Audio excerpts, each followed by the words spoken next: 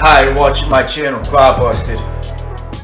Alright, what's going on, you guys? So we got this pretty cool Clodbuster C.V.D. axle upgrade I thought I'd show you real quick. So basically I'm putting together a race clod for a guy. I don't really like to do videos on the ones I'm building for people. I've said this before for a couple of reasons. One, if they want to take credit for the build, I tell them no problem, go ahead, I don't care.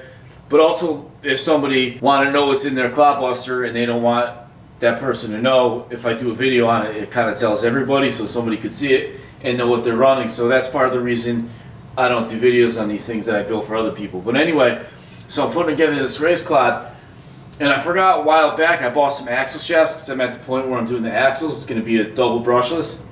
So these are the axle shafts right here. They're made by RC 4-wheel drive. They're hardened steel C.V.D. and they go right into the factory Clodbuster axles. So RC 4-wheel drive part number is ZS1299. You can get them right off their website. I think CPE also sells them too. So I'll show you how these work. So this is what the assembled axle looks like once you put all these pieces together. And the way it works is this aluminum hex goes right in the wheel adapter. And then your wheel just goes on there.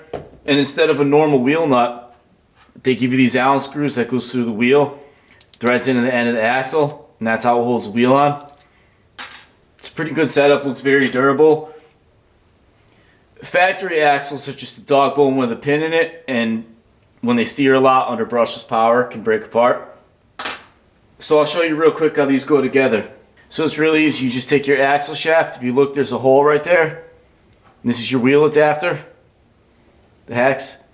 You just line those holes up. Comes with this pin. You just put the pin in there like that, and then you spin it and let the pin fall out to make sure everything is clearance properly, and then replace the pin. This is the only part I'm not really too big of a fan of.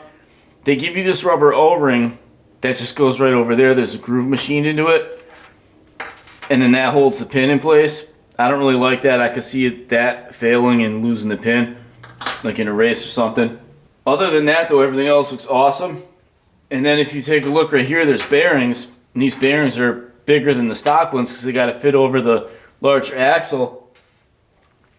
And those just slide in there. So that's a great upgrade. I don't really see those breaking. The only thing, like I said, I think could fail is that rubber band. What they should have did was have one end of this threaded, kind of like the pin that holds the drive shaft in, and then thread this right here, so instead of just sliding through like that, it would actually screw into there. That would be a lot better. I don't know why they didn't do that. And then all you got to do when you want to put these axles in, so this axle housing is not the one I'm using for the build, it's just one I had kicking around. But if you want to put these in here, you just pop these axle shafts out and then put those.